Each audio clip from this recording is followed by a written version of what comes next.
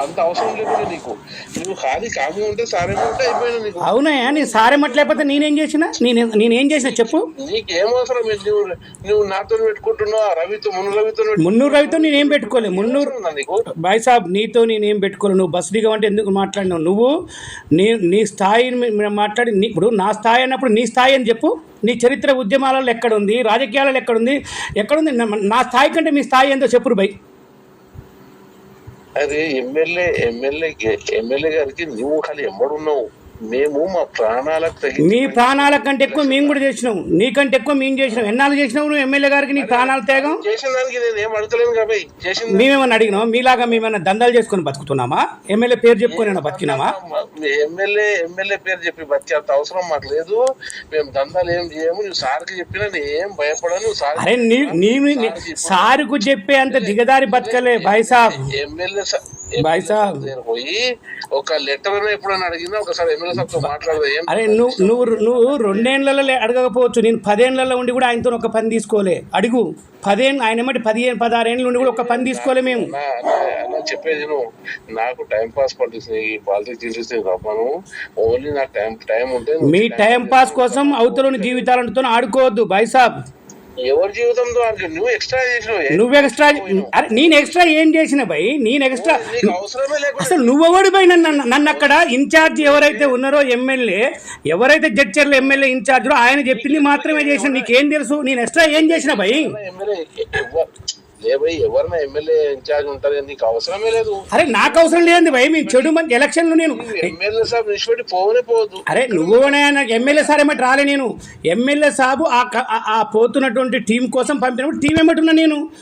నీకు రాజకీయం గురించి నీకేం తెలుసు భయ్? నేను ఎసొంటి క్యాంపులు ఎన్నో పెట్టినాం. నువ్వు ఎన్ని పెట్టినావు చెప్పు? ఎన్ని పెట్టినావు నువ్వు క్యాంపులు?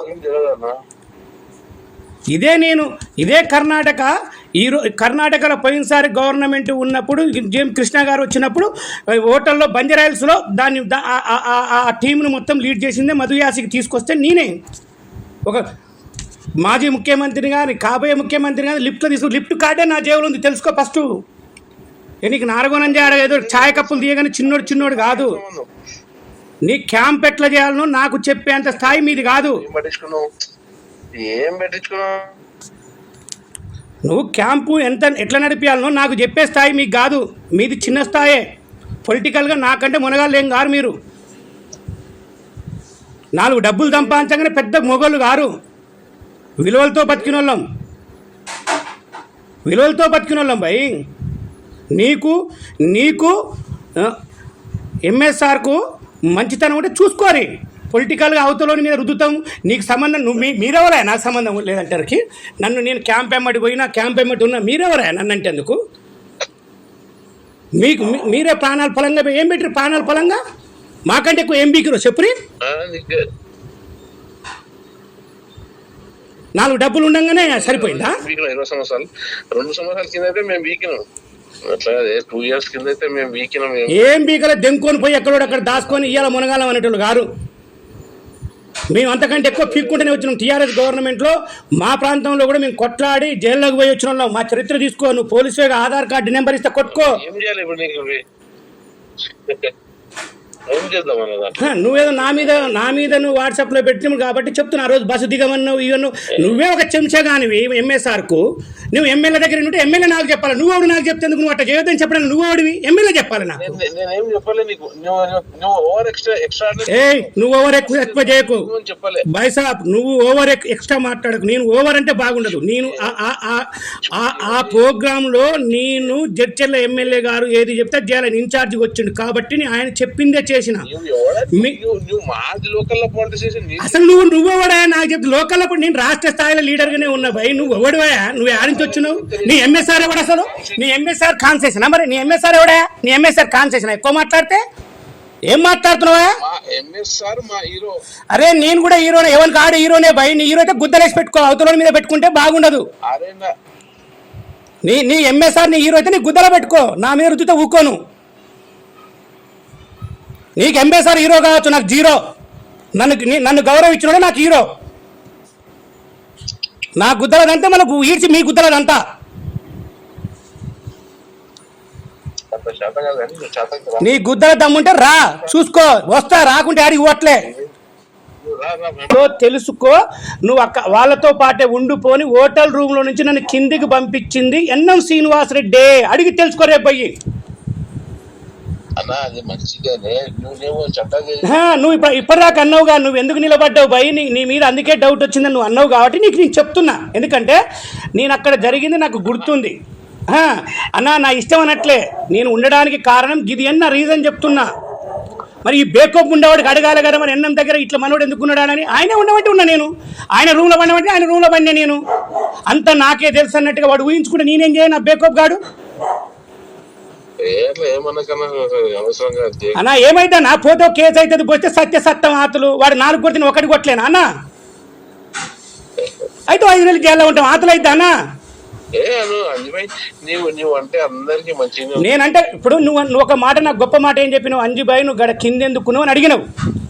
అడిగినప్పుడు నేనేమనాలి, నీకెందుకు అంటే తప్పు బాయ్ సాబ్, జరిగిన సంఘటన నా అక్కడ ఉంచిందే సార్ అని ఇప్పుడు నీకు చెప్పిన. ఇప్పటిదాకా నీకు తెలియదు కదా అన్న. ఇప్పుడు నీ గురించి ఎవరికి బ్యాడ్ లేదే, నువ్వు ఏం చేస్తా అన్న. ఇప్పుడు నువ్వైనా నేనైనా ఎవడైనా ఏం చేస్తామే, డిసిషన్ మేకర్ ఎమ్మెల్యే సాబే, ఆయన ఫైనల్ డిసిషన్ ఆయనదే. మరి ఆయన తీసుకున్నప్పుడు ఈ దొంగ నా కొడుకు నా మీద లేని అని చెప్పి ఇట్లాంటివన్నీ చెప్తే ఎవడు ఊరుకుంటాడు భయ్? ఎవడు ఊరుకుంటాడు చెప్పు నువ్వే. అప్పుడు సిచ్యువేషన్ బట్టి నడుస్తాం అందరం అన్నా. అవే మనసులో పెట్టుకొని తక్కిబాయి నువ్వు అనేదాన్ని సిచ్యువేషన్ ఉన్నదన్నావు, దాన్ని కూర్చొని మాట్లాడుకోవాలి. ఓకే, నేను కింద ఉన్నావు ఎందుకు అని అడిగినప్పుడు నేను అట్లనే ఉంటాంటే నాకు తప్పు. నన్ను అక్కడ ఉండడానికి కారణం అన్న అది ఇప్పుడు అయిపోయింది కాదు, అది ఎవరు చేయాలి? అది ఎవరు చేయాలి కాదు, వీడు ఈ 4 ముచ్చు పనులు చేసి ఎంతమంది నడబాపుతాడు ఈ సురేందర్ రెడ్డి గాడు? ఎంతమంది నిలబడతాడు? అవునన్నా, నేను అన్నాన్ని గౌరవంగా పిలిచిన. అదే ఎంఎస్ఆర్ తో బిఎస్ఆర్ తో గొడవ అయినప్పుడు ఫుల్ సపోర్ట్ చేసినాం. అన్నా నీకు గురువు అయితే కావచ్చు, మా గుద్ద కాల్చినప్పుడు మేము కూడా వాడిని గుద్ద కాల్చాలి. ఇప్పుడు నేను లంగపుకు పని చేస్తే నువ్వు అన్నావు, తమ్మి నువ్వు పలానా దగ్గర కింద నిలబడ్డావు తప్పే కదా అంటే, నిజంగా నేను తప్పు చేసుకుంటా అన్నా, అది కరెక్ట్ కాదని నేను తప్పించుకుంటా. అలా నిలబడడానికి ఎన్ఎం శ్రీనివాసరెడ్డి ఉండమంటేనే ఉన్నా అన్న, నన్ను ఆయనే ఉంచిండన్నా అని నేను చెప్పిన. మరి బేకో గారు తెలుసుకోవాలి కదా, ఆడ వీడియోలు కనపడంగానే సరిపోద్దా? ఈ బేకోప్ గారు మరి ఎన్న అడగాలి కదా, నువ్వు ఉండమన్నావా అని. నన్ను ఆయన ఉండమంటాడు, ఆయన రూమ్లో ఆయన వండుకోమంటాడు, ఎవరిని బదనం చేస్తారా మరి? ఇప్పుడు నేనంటే ఆర్థికంగా ఉన్నా, అన్నీ ఉన్నా. అదే మామూలుగా పని అయితే మీరు ఆగం చేస్తారా? నేను ఎంత గౌరవించినా నువ్వు పోయి ఇప్పుడు పోయి ఎమ్మెల్యేని అడుగు, సార్ మనకు చెడో మంచో ఉన్నారు, నువ్వు మేయర్ని ఎవరినైనా పెట్టుకో, నాకు సంబంధం లేదు. ఇంకా ఈయన నేను ఎట్లాగో వైస్ చైర్మన్ పెట్టుకో సార్ మేము చెప్పినా కాదని నేను ఇప్పటివరకు కూడా నీ ఇష్టం సార్ నన్ను అక్కడ అడిగితే కూడా ఏమన్నా తెలుసా రూమ్లో? ఇప్పుడు నీకు చెప్తున్నా, అడుగు. నీవు ఎవరు చెప్పినా ఇనవు సార్, నీ ఇష్టం ఉన్న పెట్టుకో సార్. నువ్వు నా ఎమ్మటున్నావు కాబట్టి అడగాలి కానీ అన్నాడు సార్ నన్ను.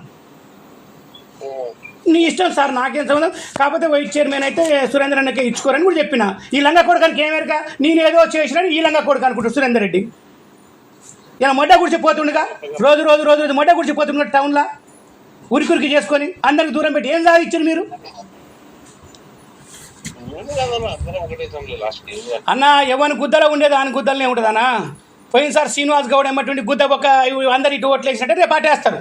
రాజకీయాలలో ఒక్కసారి ఏం కాదు 5 ఏళ్ళు నువ్వు ఎంజాయ్ చేసినాక మళ్ళీ ఎలక్షన్ల ముందు పోతే వాని మధ్య వాడు పెట్టుకునే ఉంటాడు. గుర్తుపెట్టుకో, అందరూ ఒకటైతే అన్నమాట.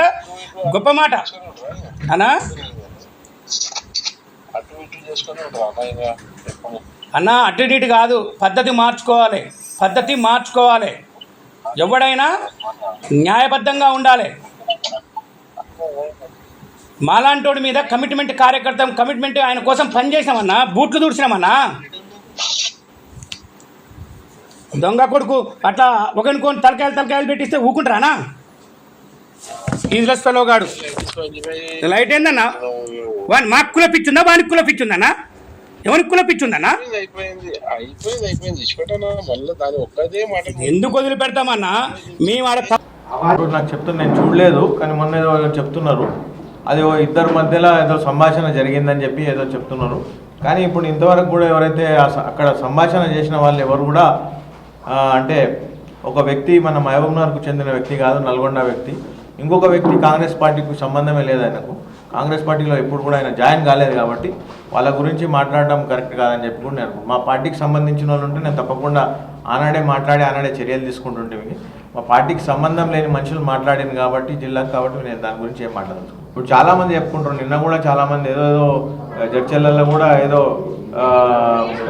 ఇసుక దందాల్లో కూడా ఏదో చెప్పుకున్నారు వాళ్ళు. అవన్నీ మనం పరిగణలోకి తీసుకున్నాం. కాంగ్రెస్ పార్టీలో జాయిన్ అయితే కాంగ్రెస్ పార్టీ సభ్యత్వం కానీ కాంగ్రెస్ పార్టీలో జాయిన్ అయిన దాఖలాలు కానీ ఏదైనా ఉంటే మనం వాళ్ళ గురించి, వాళ్ళు ఇంతవరకు కాంగ్రెస్లోనే లేరు. అంటే ఒక వ్యక్తి ఏమో నల్గొండ జిల్లాకు సంబంధించిన వ్యక్తి, మన జిల్లాకు సంబంధించిన వ్యక్తి కాదు. ఒక వ్యక్తి ఎవరైతే ఉన్నారో ఆయన కాంగ్రెస్లో లేడు కాబట్టి ఆయన గురించి నేను మాట్లాడుతున్నాను. అప్పుడు మనం ఏ విధంగా మనం యాక్షన్ తీసుకోగలుగుతాం మీరే చెప్పండి. పార్టీ పరంగా పోలీసులో కంప్లైంట్ ఇస్తాం, పోలీస్ స్టేషన్లో తప్పకుండా కంప్లైంట్ ఇచ్చినాం ఆల్రెడీ. నిన్న కూడా చర్చల్లో జరిగిన సంఘటనలో ఆల్రెడీ వాళ్ళ మీద కూడా ఎఫ్ఐఆర్ కేసు బుక్ చేయమని చెప్పి దరఖాస్తు ఇచ్చినాం. ఏదైతే ఉందో దీని మీద కూడా మేము అధిష్టానానికి కొంతమంది మీద చేస్తే వాళ్ళు సరైన యాక్షన్ తీసుకుంటారు.